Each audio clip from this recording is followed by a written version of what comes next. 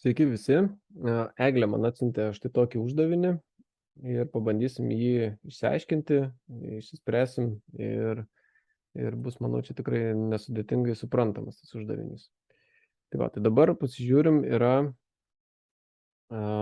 taip, reiškia, sąlyga, kuriuo atveju surašyti natūraliai skaičiai, tai yra A, B, C arba D variantai.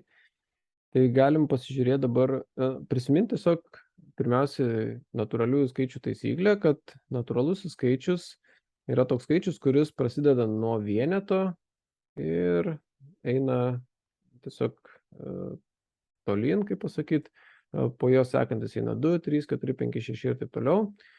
Negali būti jokių kablelių, negali būti neigiamų skaičių ir net nulis nepriklauso natūraliųjų skaičių aibei.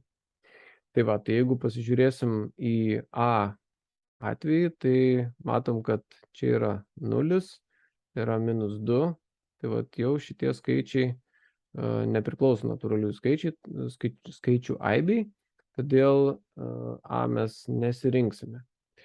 B kaip ir viskas atrodo tvarkoj, atrodo B reikėtų jau kaip ir galvoti pasirinkti, tačiau pasižiūrėkim dar kitus atvejus. Tai C matom, kad čia netiks -5, netiks -9, 0 taip pat čia, nors čia ne, čia yra 0,5 tikriausiai, ar ne? Taip, čia turi 0,5, tai tas irgi netinka, nes čia jau nėra tikrai natūralus skaičius.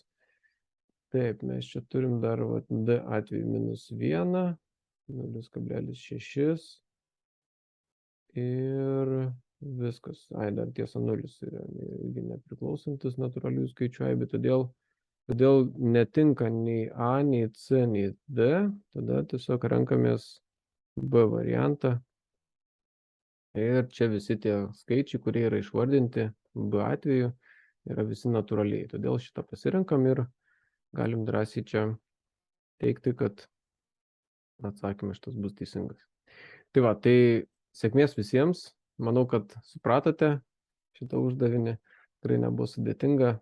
Ir svarbiausia prisiminti, kokie yra tie skaičiai natūraliai. Iki, susitiksim kitose video.